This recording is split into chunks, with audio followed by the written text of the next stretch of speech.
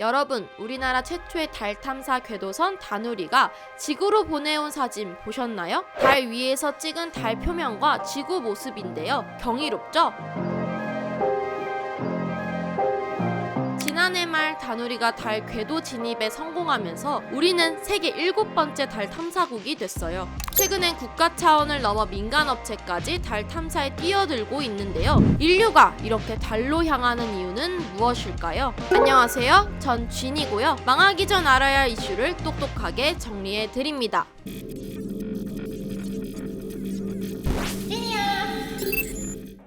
전 세계가 달에 가려는 이유, 과학적, 군사적 목적도 있겠지만 자원이 큰 요인입니다. 우리 인류, 지구에 화석연료를 많이 쓰다 보니 환경 오염뿐 아니라 자원 고갈이라는 걱정도 안고 있죠. 그런데 달은 지구와 비교적 가까우면서도 지구에 없는 희귀 자원을 많이 갖고 있어요. 특히 주목받는 건 헬륨-3. 이 헬륨-3, 우리가 쓰는 화석연료와 비교할 수 없을 만큼 높은 에너지 효율을 갖고 있어서 꿈의 에너지로 불려요. 그러니까 헬륨-3 1톤으로 석유 1,400만 톤, 석탄은 4천만 톤과 같은 양의 에너지를 생산할 수 있죠. 특히 헬륨-3는 미래 핵융합 발전 원료도 될 수 있는데요. 원자력 발전과 비교하면 5배 정도 큰 에너지를 낼 수 있지만 방사성 폐기물이 거의 나오지 않는다고 합니다. 헬륨-3가 기후위기, 방사성 폐기물 문제 대안으로 꼽히는 이유죠. 달이 품은 또 다른 자원, 히토류. 미래 지구 환경을 위해 주목받고 있습니다. 히토류는 원자 번호 57에서 71에 배열되는 금속을 통틀어 말하는 건데요. 이 금속들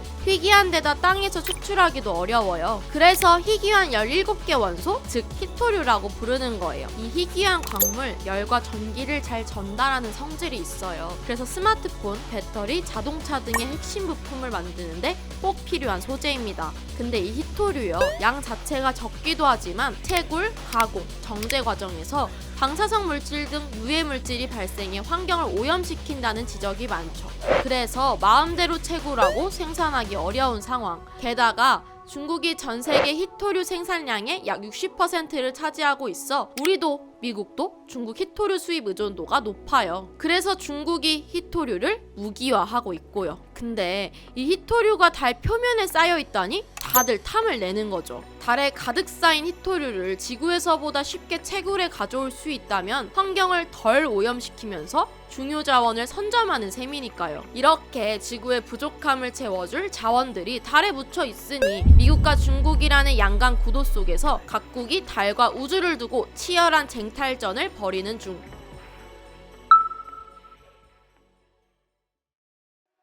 먼저 중국 달 탐사 근황을 보면요. 우주 강국으로 떠오르는 중국, 달 탐사 성과를 내고 있습니다.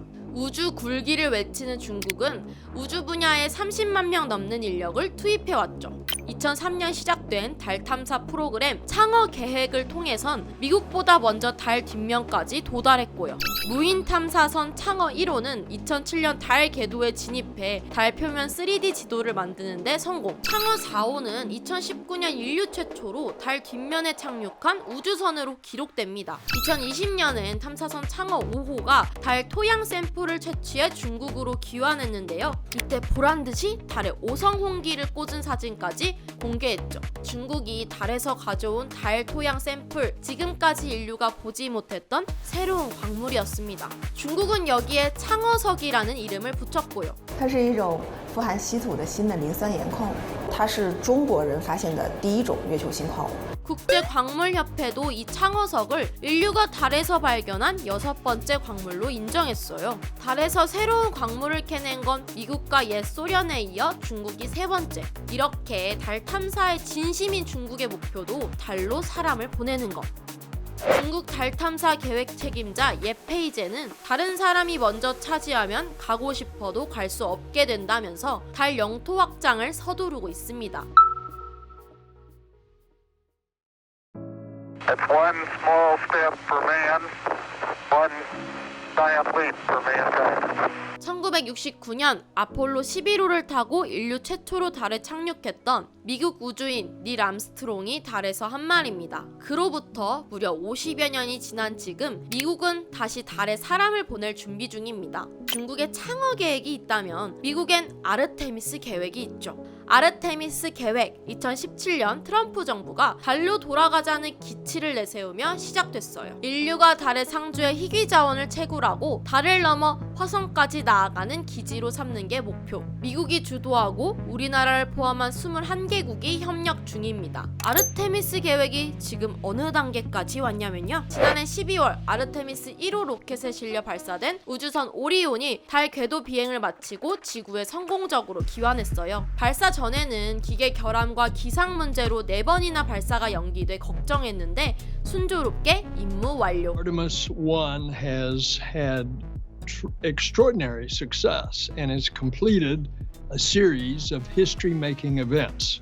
이 오리온에 사람이 타진 않았고요. 대신 인체랑 비슷한 물질로 만들어진 마네킹을 태웠습니다. 앞으로 사람을 태워보낼 때 우주 비행사를 안전하게 보호할 수 있는지 방열판 등 장비 안전성을 점검하는 임무를 수행한 거예요. 이걸 시작으로 미 항공우주국 나사는 2024년 유인 탐사선 달 궤도 비행, 2025년 인류 달 착륙이 목표, 달 궤도 우주 정거장 게이트웨이 건설도 계획 중입니다. 21세기 안에 달 표면에서 희토류 채굴도 가능할 거라고 보고 있죠.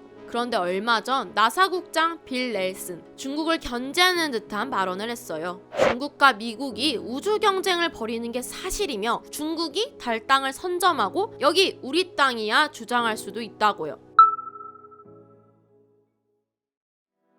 그러면 정말 달에 먼저 착륙하는 나라가 달 땅을 차지하고 광물을 캐도 되는 걸까요? 적어도 우주조약에 따르면 그렇지 않습니다. 우주조약, 우주를 두고 미소 경쟁이 치열했던 1967년 시작된 UN 우주 천체 조약입니다. 특정 정부나 기관이 달을 비롯한 우주의 소유권을 주장할 수 없고 우주는 전 세계의 이익을 위해 이용된다는 게 핵심.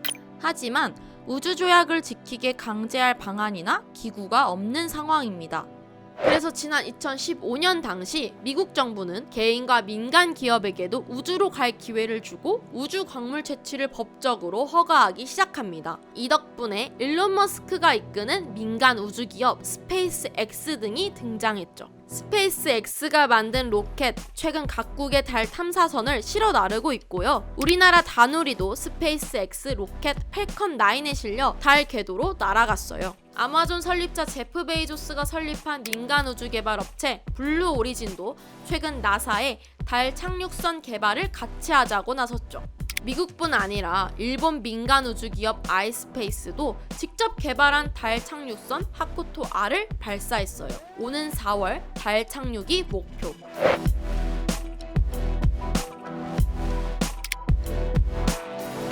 달 관련 법안과 경제성 검토가 더 필요하겠지만 결국 달에 좀 더 빨리 가서 자원을 확보하는 나라와 기업이 미래 환경 문제 해결과 에너지 자원 확보에 유리해진 상황. 우주개발 후발주자인 한국도 달 탐사 궤도선 다누리를 시작으로 2032년 달 착륙과 자원 채굴을 목표로 하고 있습니다. 이렇게 각국이 달에 모였을 때에도 달의 평화 그리고 지금과 같은 달의 환경이 유지될 수 있을까요? 그럼 지금까지 쥐니였습니다.